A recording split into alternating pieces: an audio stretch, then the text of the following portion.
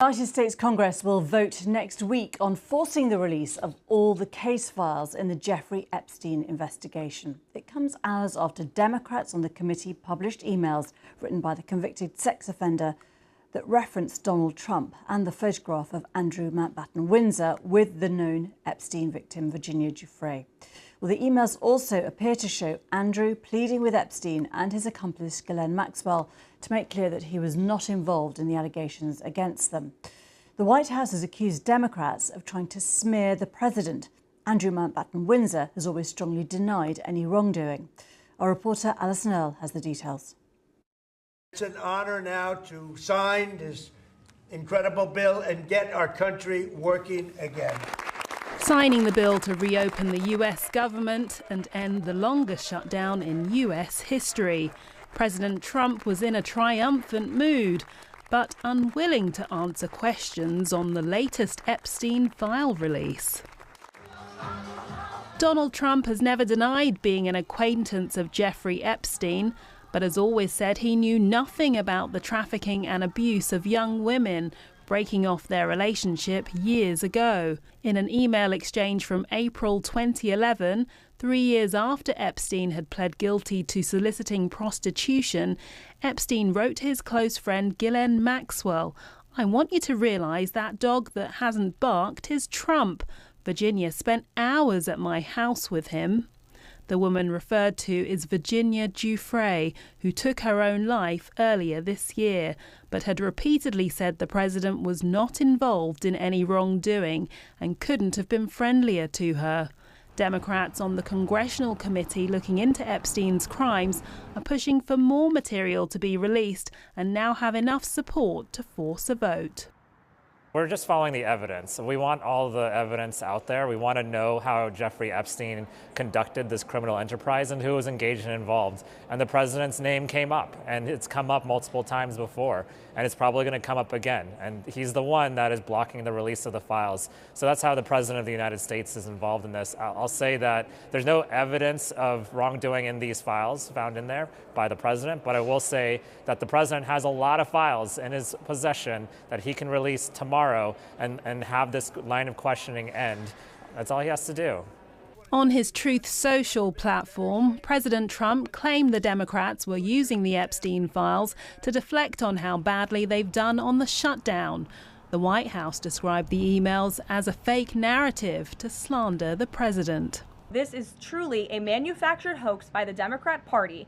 For now they're talking about it all of a sudden because President Trump is in the Oval Office. But when Joe Biden was sitting in there, the Democrats never brought this up. This wasn't an issue that they cared about. The documents also put Andrew Mountbatten-Windsor back in the spotlight. He insisted he didn't recall meeting or taking a photo with Virginia Giuffre, who said she'd been forced to have sex with the former Duke of York 3 times. But in 2011, Epstein wrote, "Yes, she was on my plane, and yes, she had her picture taken with Andrew, as many of my employees have." Members of the House Oversight Committee are now urging Andrew to answer questions about what he knows, adding that he doesn't have to get on a plane, but can testify remotely. The former prince has always denied any wrongdoing, but with a drip feed of even more Epstein files on the horizon, it's clear this is an issue that isn't going away. Alison Earle, BBC News. Well, I'm joined by Richard Johnson, Senior Lecturer in US Politics and Policy at Queen Mary University of London. Thank you very much for being with us. On the implications for Donald Trump, first of all, of the release of these emails, what do you think the implications are? That there is clearly more pressure on the White House. I would say that these aren't transformative revelations. We don't hear anything that would be used, I think, as the basis of some kind of criminal proceedings against the president, even if he were, let's say, outside of the White House. Being president of the United States complicates criminal proceedings. I don't think we see anything of that nature. What I think the revelations do add is an additional angle to this story where, for the first time in quite a long time, we've actually heard the words of Jeffrey Epstein himself and his own reflections on his relationship with Donald Trump. And I think that that adds a new dimension to the story. And what do you take from that? And we should point out that, Caroline Levitt is saying that these emails are being selectively leaked by House Democrats, and the president has consistently denied any wrongdoing at all. Well, the sequence of events is that initially we saw first three emails that Jeffrey Epstein had been involved in that were released, and then the Republicans on the committee have released many more.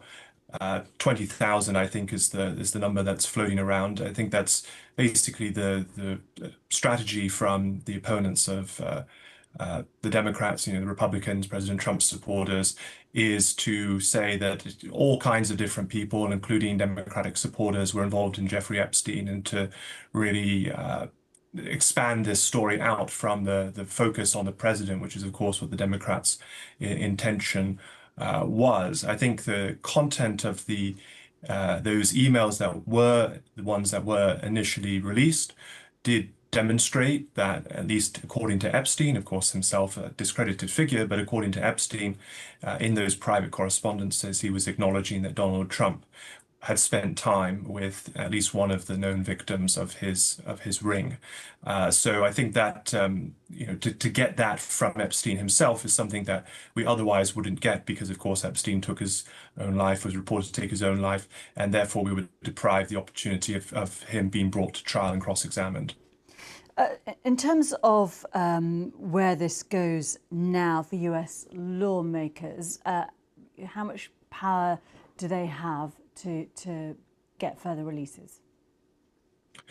Well, so the issue I think now is the two avenues where we can get more information. One comes out of the House Oversight Committee. So if the committee has additional documents, of course, as I said, quite a few were released overnight. That may be the tranche. There may be more.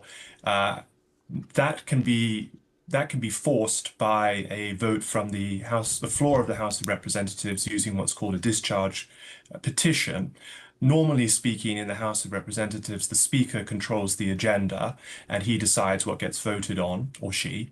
But the House does operate by majority rule, and if you can find an absolute majority of the House members, they can take control of the agenda, and that's what is purported to be likely, is that the Democrats plus a small number of Republicans could force the release of those. The other organization that would have more information would be the Department of Justice, and of course that's a federal executive branch agency under the president, ultimately as the head of the executive branch, but they may have access to information that's under seal from criminal proceedings, and that would be another area where there could be more information.